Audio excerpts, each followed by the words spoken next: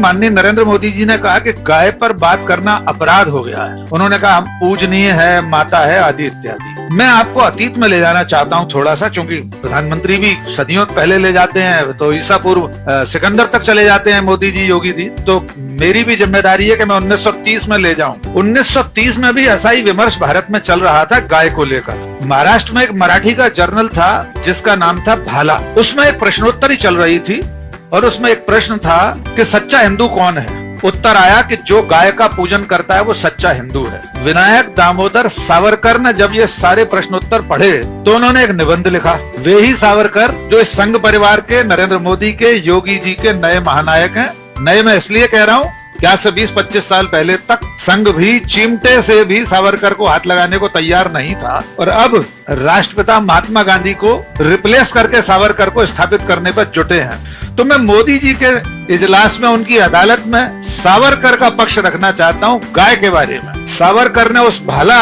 जो मराठी जर्नल था उसके प्रश्नोत्तर के आधार पर फिर अपनी एक मीमांसा लिखी, एक निबंध लिखा जिसका शीर्षक था विज्ञान निष्ठ निबंध। और ये बाकायदा सावरकर की किताब है जिसे स्वतंत्र वीर सावरकर स्मारक समिति महाराष्ट्र की जो थी, मुंबई की, उसने किताब के रूप में से छापा। अब इस किताब में सावरकर क्या लिखते हैं विज्ञान निष्ठ निबंध में, उसके पाठ 1.5 में वे लिखते हैं सावरकर कि जो लोग भी गाय को माता मानते हैं वे स्वयं को मानव जाति से हीन कर लेते हैं, उससे एक दर्जा नीचे उतर जाते हैं। विनायक दामोदर सावरकर स्पष्ट लिखते हैं गाय एक पशु है जो पूरी तरह से बुद्धिहीन है, उसमें इतना विवेक नहीं है कि वो अपने ही मल में लोटी रहती है, यानी अपने गोबर में। ये सावरकर के शब्द हैं, कोट अनकोट, डॉक्टर राकेश पाठक नहीं कह रहे। 1930 में सावरकर लिख रहे हैं। इस लेख में सावरकर ने यह भी लिखा है कि जो मुगल आक्रांताओं के समय पराजय हुई है वो इसलिए हुई है कि गायों की रक्षा में लगे रहने वाले लोग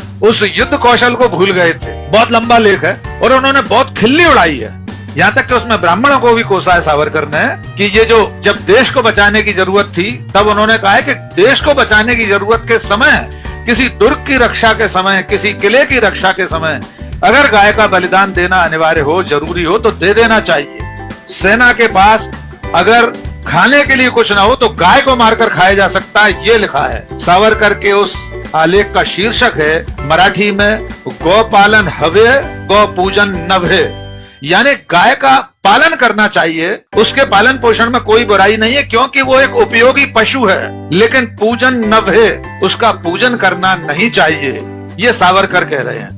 तो माननीय नरेंद्र मोदी जी एक बार ये कह दें कि सावरकर गलत थे गौ पूजन को लेकर, और अगर अब भी इस देश में बहुत सारे लोग गाय को माता नहीं मानते, उसका पूजन नहीं करना चाहते, तो इसमें अपराध नहीं है जो नरेंद्र मोदी जी कह रहे हैं। एक बात। अब मैं दूसरे विषय पर आता हूं। उन्होंने कहा कि डेयरी सेक्टर पर ध्यान देने की जरूरत है इस समय। तो माननीय नरेंद्र मोदी जी का इतिहास बोध और इतिहास ज्ञान हम सब जानते ही हैं। वे गोवा में पुर्तगालियों की मौजूदगी के समय पूरे देश को मुगलों से शासित बता देते हैं, जबकि मुगल 26 साल बाद आए थे। 1510 में पुर्तगाली गोवा में आ गए थे, 16 साल बाद उसके 1526 में मुगल भारत आए। खैर, तो उन्हें यह भी बताना जरूरी है कि जिस डेयरी सेक्टर की चिंता आज वे कर रहे हैं, इसकी चिंता भारत में बहुत पहले कर ली गई थी। 13 जनवरी 1970 को ऑपरेशन फ्लड शुरू हुआ था, जिसे हम दुग्ध क्रांति और श्वेत क्रांति के रूप में जानते हैं। वर्गीज कुरियन का नाम भी जानते होंगे नरेंद्र मोदी जी। और ये ऑपरेशन फ्लड 1970 की 13 जनवरी को शुरू होकर 1996 में खत्म हो चुका है। और उसी ऑपरेशन फ्लड का परिणाम है कि भारत दुनिया का सिरमौर है दुग्ध उत्पादन में, और भगवान की कृपा से माननीय नरेंद्र मोदी जी का उसमें कोई योगदान नहीं है। तीसरी बात कि जो गौ मांस के व्यापारी हैं, कारोबारी हैं, उनके बारे में भी मालूम होना चाहिए नरेंद्र मोदी जी को कि देश इनके ही कार्यकाल में, अभी आंकड़ा भी दिया दिनेश जी ने और अमलेंदु जी ने, कि 2014 के बाद से अब तक भारत गौ मांस के सबसे बड़े निर्यातकों में पहले और दूसरे नंबर पर पहुंच चुका है। दिनेश जी ने संकेतों में कहा, मैं बिल्कुल स्पष्ट कहना चाहता हूं कि भारत के सबसे बड़े गौमांस के व्यापारी मुसलमान नहीं हैं, सबसे बड़े गौमांस के व्यापारी हिंदू हैं। उन्होंने अपने स्लॉटर हाउस गौमांस के कारखानों के, कत्ल खानों के नाम उर्दू नाम रखे हुए हैं, अल कबीर, अल दुआ। देश के सबसे बड़े 20 गौमांस निर्यातक हिंदू हैं, लेकिन